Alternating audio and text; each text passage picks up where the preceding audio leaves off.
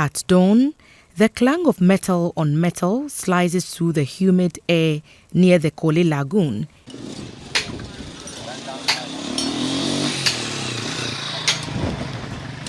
A haunting echo of Agbogbloshie's past.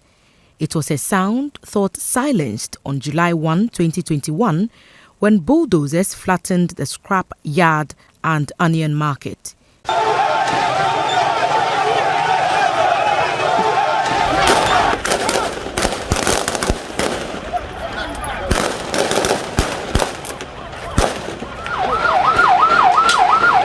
That time life was not easy.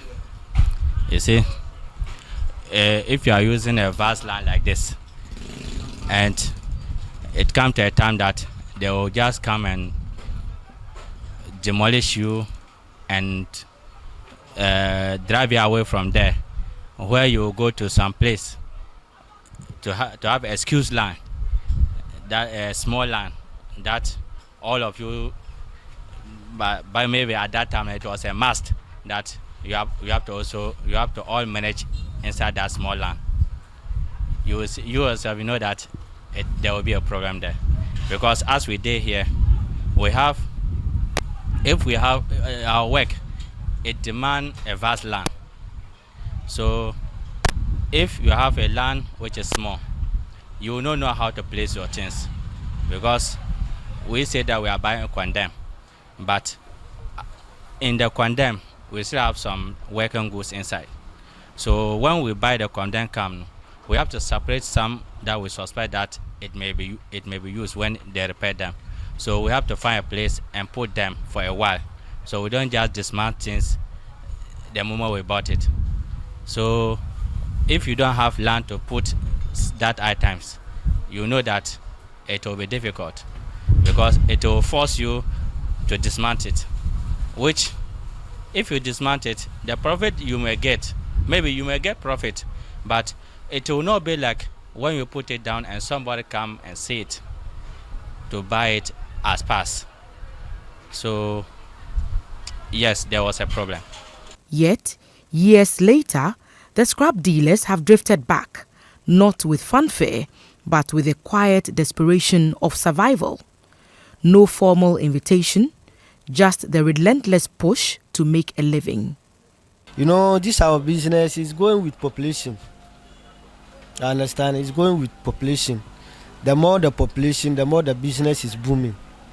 So as we came back, and some of us, we have some fear in our mind that definitely they will come back to do what? To demolish us again. So we day here, we don't have 100% sure that we'll be here forever. So we are doubting in our mind. And you know, businessman, when you are doing business and you have some fear in your mind, but you know the business will not go as how you want it. In July 2021, bulldozers razed the Agbogbloshie scrapyard and onion market, backed by police and security forces.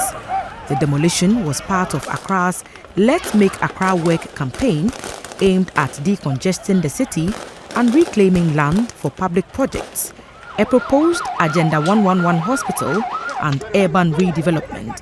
For the workers, it marked the end of an era, a grave injustice etched in dust and rubble. Even though we registered our company, Greater Accra Scrap Dealer Association, in 1997, but we are here 95, exactly, that was the year. And then when we were here until 2021, that government came and then evicted us here forcefully. But after the eviction, we all scattered. We decided to come and then graded the whole place, do temporal structure as we did, waiting for government to look into documents to see whether what they proposed to do here was something good.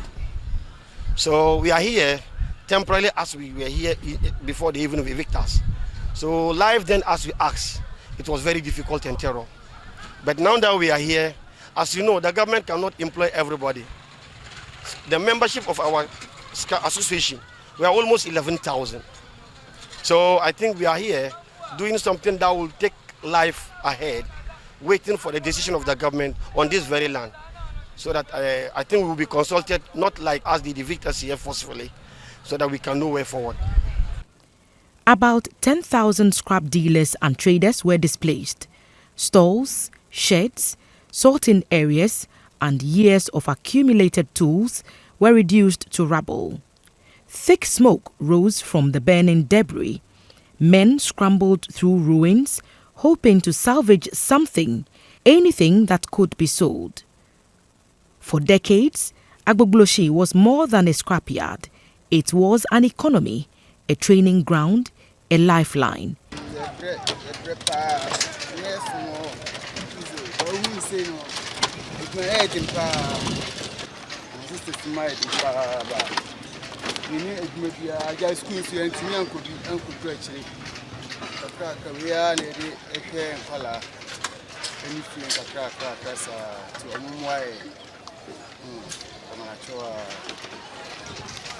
Young men from northern Ghana and beyond learned informal skills, identifying metals, dismantling electronics, negotiating prices. Scrap dealing paid school fees, fed families, and offered independence in Accra's tough landscape. Yet, this e-waste hub, supporting thousands, was razed in a single blow. The demolition didn't end scrap work. It scattered it. Dealers relocated to Tema, city neighborhoods, roadside corners, behind drains and homes. Informal recycling fragmented, spreading unregulated and closer to families, schools and homes. Life became harder, with risks now mingled with daily routines.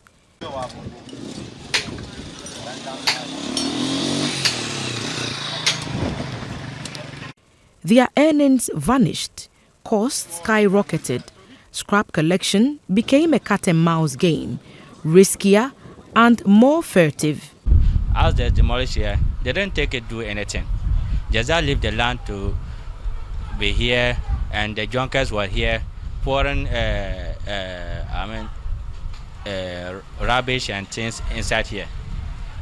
Some use here as their toilet. So as we come back, we use money to clear all the grasses, clear all the things, and even buy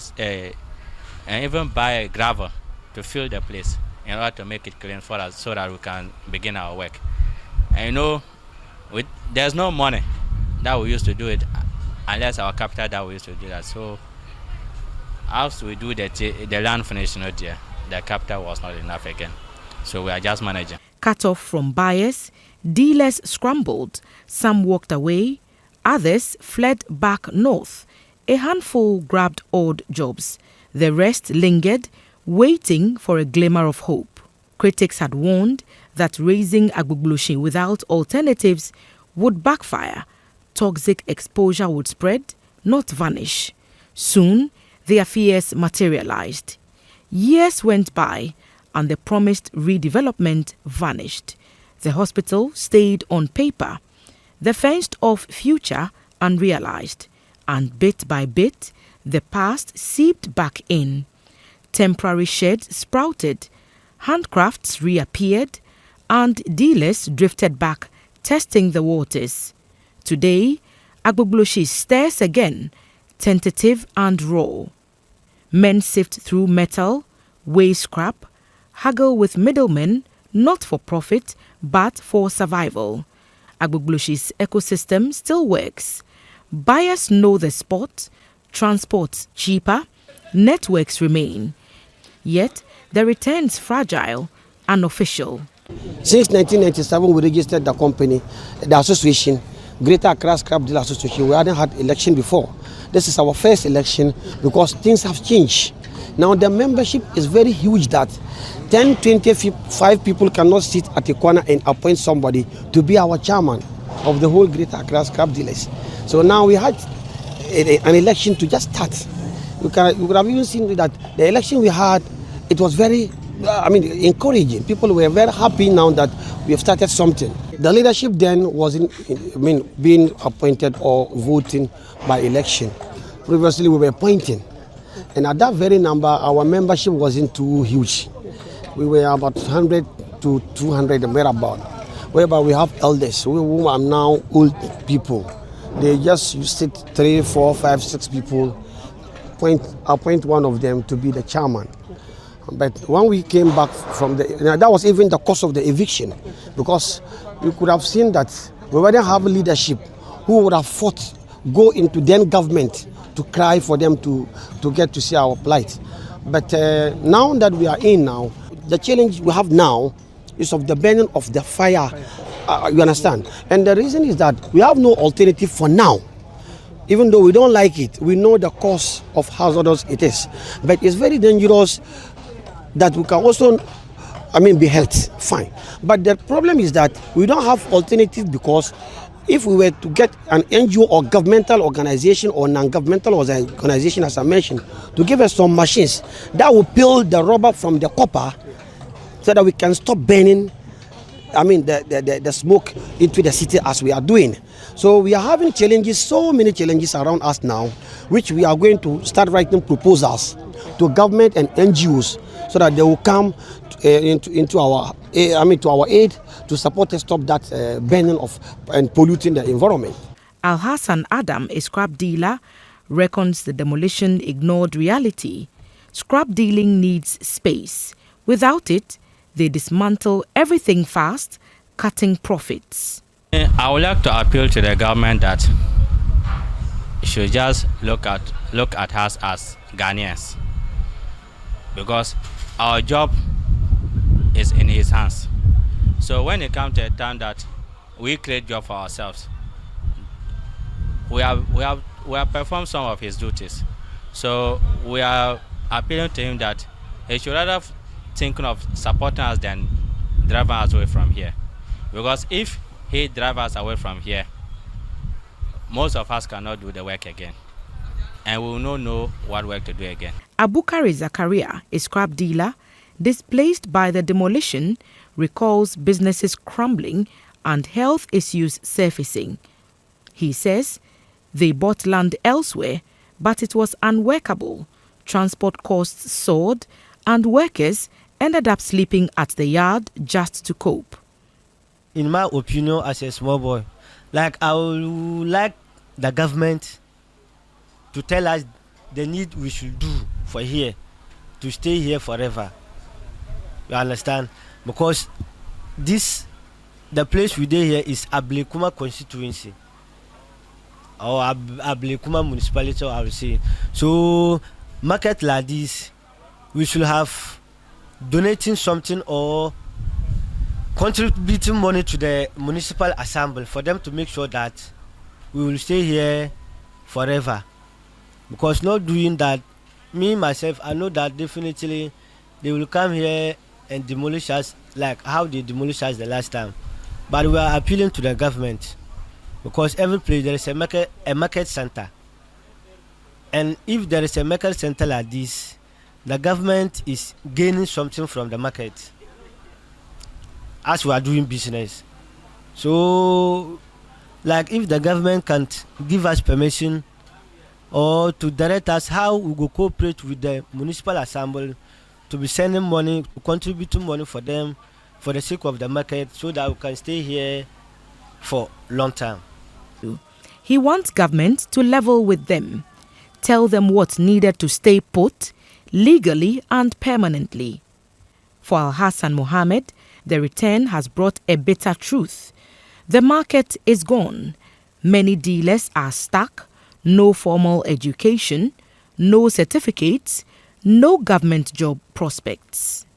Now the time where I come back to the end, now the business ma tutumama sa shetin yi tutumama ne kwenake sa hunguna tutumama sa maza because tinda be kwema te sama to kutumara dala almost 85 million 1 ton ba pumpo tempa kwena kwon 1 ton pa dala 30 million akoti gas gwargoto pa so Ghana timi botuma mar tamla kan la zozanti Ghana because pimo makati babie nto nyar bia zanu kunyon nto songa telamba mente parliament be. Swalisu Dana Kompila, head of the Greater Accra Scrap Dealers Association, says the scrap business does the dirty work, clears waste, creates jobs.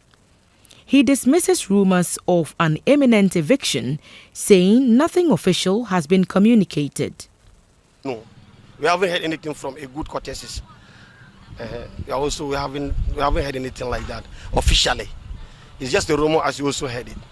But she's our mother, and when she's interested in anything, I think she'll call on us for us to start something to discuss.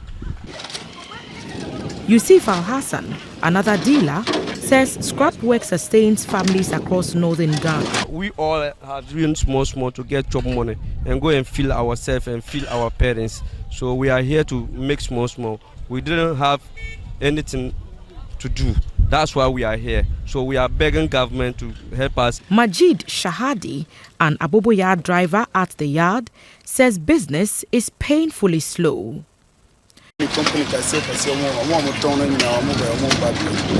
Mohammed Lansa adds that prices have tanked drastically since the demolition, worsening poverty. You can see how the business, look at how the business is, look at how the place is. You see, unlike the first time, that during the days that price was good, like you see cars all around loaded to go to Tema. But today, look, I think it's only this car that is going to Tema. How you yourself look at it? The price was somehow 5,400, 5,600. When the NDC government came to power, we experienced a certain drop down of price from 5,200 to 4,500, just like that, without any information. So we used to be weighing with the intention that if you go to Tema, they will give you like 4,500. Then suddenly, we had information that the companies are going to stop buying. We asked why. Nothing, no information, no meeting with any of the buyers. So later they just came out that they are going to give us 3,500. Meanwhile, already we've bought goods worth millions of cedis with the price that you gave us previously. And a certain change of price has came. Look at the scraps over there. Look at all these are goods. We cannot load them. Because the price you gave us and we use that price to buy, we cannot come and sell it 3,500. Imagine you are buying something to go and sell it at 4,500 and now you are coming to sell it at 3,500. How much are you going to lose on each one ton? The scrap dealers are back, but conditions haven't improved. Health risks linger, regulation is weak, support is absent. Yet they returned showing grit. Agbogbloshie's story is often reduced to pollution statistics, but behind the numbers are lives shaped by limited choices and survival skills. The demolition destroyed structures, but the return refuses erasure. They are not asking for sympathy, just recognition that informal work is still work. Development needs inclusion. As the sun sets, one truth stands. Agbogbloshie is a story being written by hands that won't let it end.